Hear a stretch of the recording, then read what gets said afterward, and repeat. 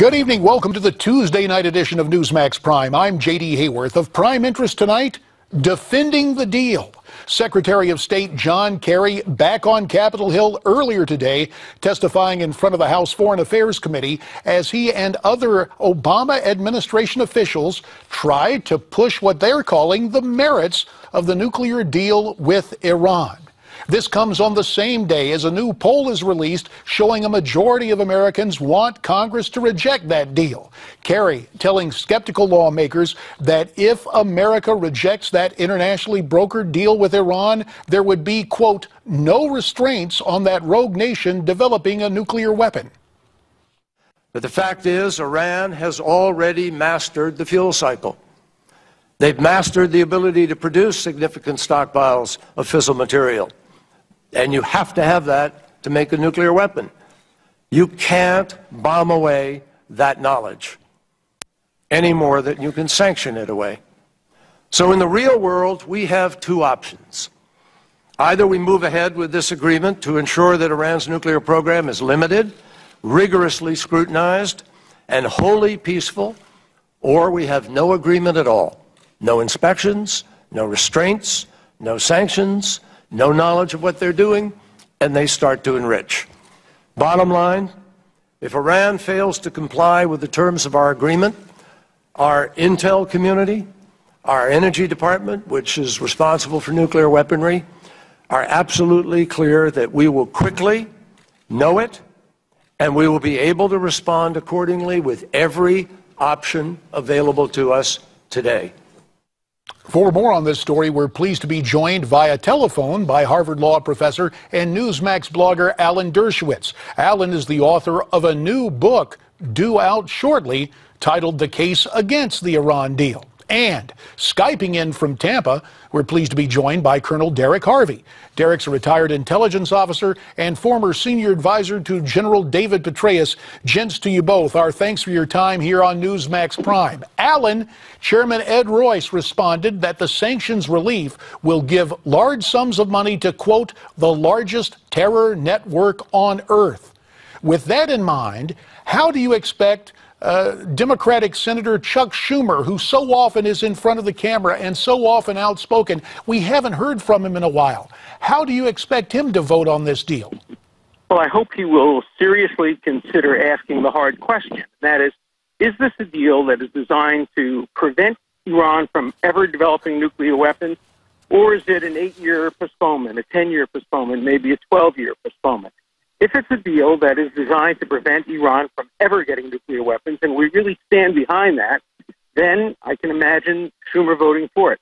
But if it's an 8-year postponement or a 10-year postponement, I don't think so. And, you know, Senator Kerry, I like him, he's an old friend of mine, but I think he's giving us contradictory statements. First, he says there are no constraints whatsoever, which means we've taken the military option off the table. If we didn't take the military option off the table, there'd be a constraint.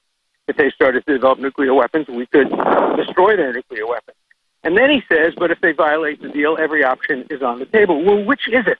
That's why Congress has to have probing hearings to determine what this deal is. What are the real options before Congress has to vote on this very important issue? Derek, yesterday my colleague Steve Malzberg on his program noted an interesting question on the Senate side asked by Marco Rubio. His reading of this proposed agreement obligated the U.S. to protect Iran's nuclear capabilities if Israel mounted an attack. That's a very curious position. Do you buy Marco Rubio's interpretation? Well, I think you could read that into it. I read the agreement several times very closely, and I was struck by that clause in the agreement. You know, that is very disturbing to me. It depends upon how we're going to think that one through, but on the surface, it appears Senator Rubio's correct.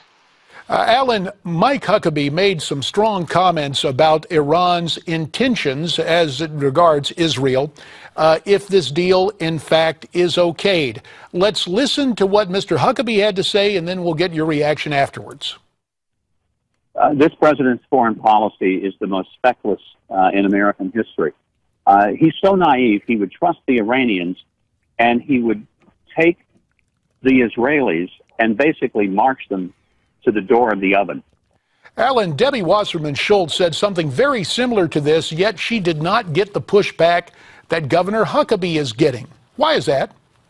Well, first of all, nobody's going to push any Jews or Israelis into any ovens, because the difference between the 1940s and today is Israel has one of the most impressive armies in the world, and it has its own nuclear power.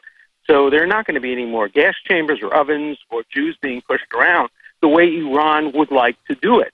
And I do think Holocaust references generally should be reserved only for situations that warrant them. But look, Huckabee is a good man, and he has the interest of America, the interest of Israel, the interest of world peace at heart. So I'm not going to criticize his choice of words. They were obviously spontaneously chosen and came from the heart. Let me ask you again, Alan, what is the significance of this agreement for 2016? Can you envision frustrated Democrats abandoning the Democrat Party and their standard bearer next year? Oh, absolutely. I mean, if this becomes, and I hope it doesn't, a referendum over the deal, if all the Republican candidates say we're going to rescind the deal, and remember, the deal is rescindable by a stroke of the pen. It's not law. It doesn't have any force whatsoever behind the president's signature.